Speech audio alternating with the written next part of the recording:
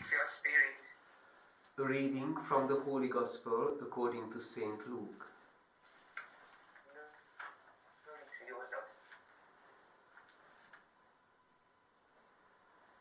Two of the disciples of Jesus were on their way to a village called Emmaus, 7 miles from Jerusalem, and they were talking together about all that had happened. Now, as they talked this over, Jesus himself came up and walked by their side. But something prevented them from recognizing him. He said to them, "What matters are you discussing as you walk along?" They stopped short, their faces downcast. Then one of them, called Cleopas, answered him, "You must be the only person staying in Jerusalem who does not know the things that have been happening there these last few days." "What things?" he asked. "All about Jesus of Nazareth," they answered, "who proved he was a great prophet by the things he said and did in the sight of God and of the whole people, and how our chief priests and our leaders handed him over to be sentenced to death and had him crucified. Our own hope had been that he would be the one to set Israel free. And this is not all. 2 whole days have gone by since it all happened, and some women from our group have astounded us. They went to the tomb in the early morning, and when they did not find the body, they came back to tell us they had seen a vision of angels who declared he was alive. Some of our friends went to the tomb and found everything exactly as the women had reported, but of him they saw nothing." Then he said to them, "You foolish men, so slow to believe that the full message of the prophets. Was it not ordained that Christ should suffer and so enter into his glory?" Then, starting with Moses and going through all the prophets, he explained to them the passages throughout the scriptures that were about himself. When they drew near to the village to which they were going, he made as if to go on, but they pressed him to stay with them. "It is nearly evening," they said, "and the day is almost over." So he went in to stay with them. Now, while he was with them at the table, he took the bread and said the blessing, then he broke it and handed it to them.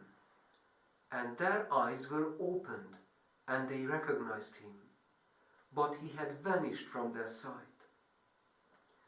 Then they said to each other, "Did not our hearts burn within us as he talked to us on the road and explained the scriptures to us?"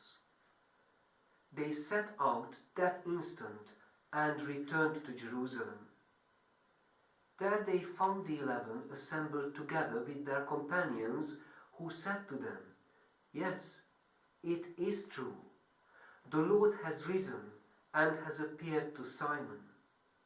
Then they told their story of what had happened on the road and how they had recognized Jesus at the breaking of bread. This is the gospel of the Lord.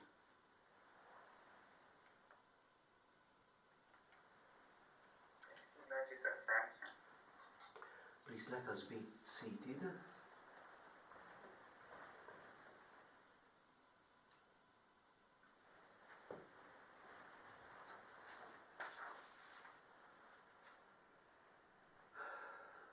There is so much to learn from the risen Lord.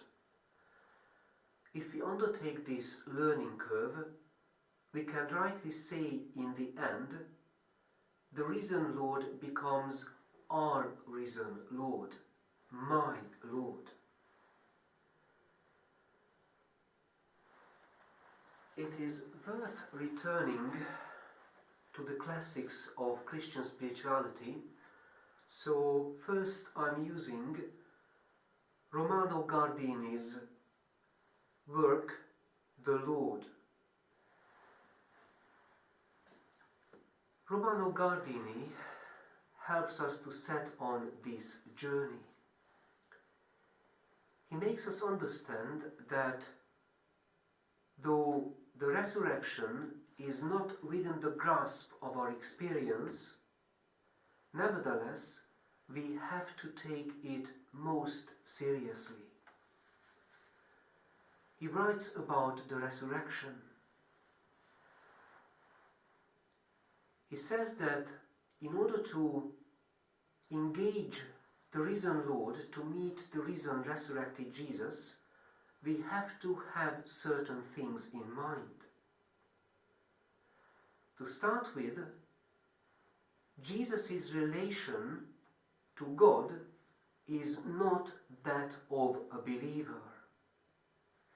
His consciousness of his own life, of his living and dying, is utterly different from ours. Jesus, in all the moments of his life, says Guardini, was already conditioned by the resurrection. And this is a big difference between him and us.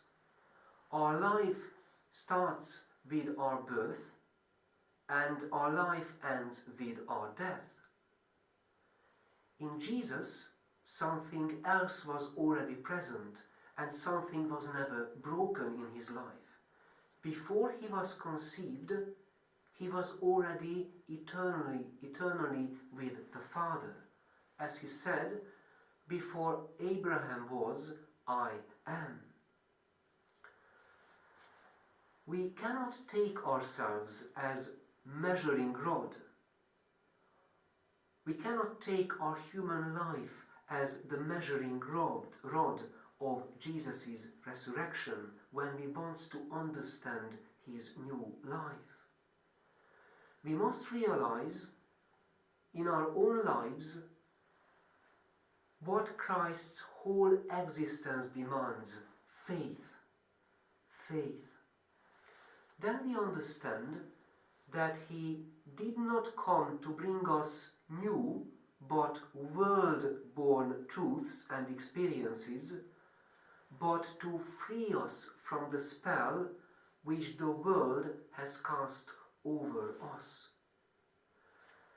So when we meet the resurrected Lord through our faith, we are meeting someone who is bringing a totally new experience. We cannot project our own present life in order to understand it. This is what requires faith. This means, continues Guardini, that we hear and accept Jesus' demands, that we measure him by the standards he himself taught us. For Christ, death, however burdened and agonizing and essential, is only a passageway to fulfillment. Did not the Christ have to suffer these things before entering into his glory? He asks the two disciples on the road to Emmaus. The resurrection is the blossoming of the seed he has always borne within him. It's a wonderful thought from Guardini.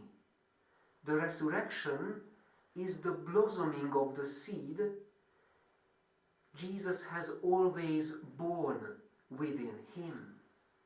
To behold the risen Christ was an experience that burst the bounds of the ordinary. No existing form can contain it. No existing experience of ours can contain the risen Lord. It is this encounter from which we are called to learn.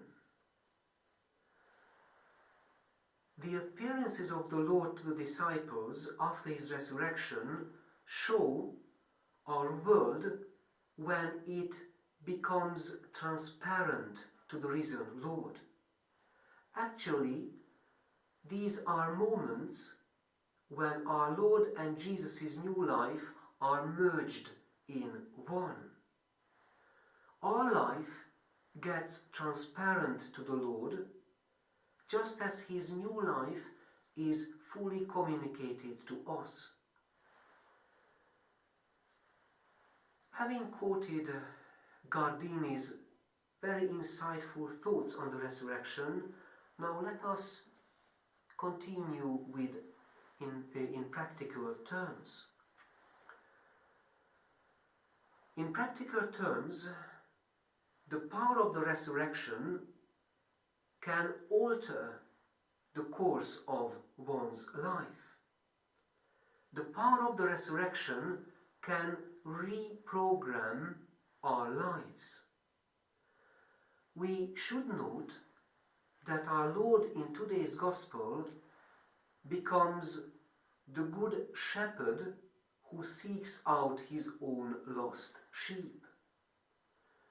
The two disciples on their way to Emmaus hadn't heeded the angel's admonition that they meet Jesus in Galilee. Instead, they were headed the opposite direction. So often, this is the case with our own lives.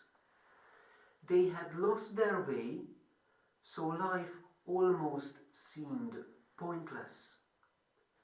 Jesus, however, finds them and patiently explains the scriptures to them until they finally recognize him in the breaking of the bread. Their hearts, in turn, burn within them from renewed faith. This is the power of the resurrection in our own lives too. It renews our purpose in life. It sets before us genuine new directions. It sets before us our genuine direction of life in which we can be the happiest which God intended.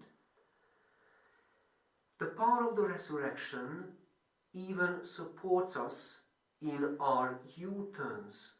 Maybe we have to make a U-turn in some areas in our lives in order to find Jesus.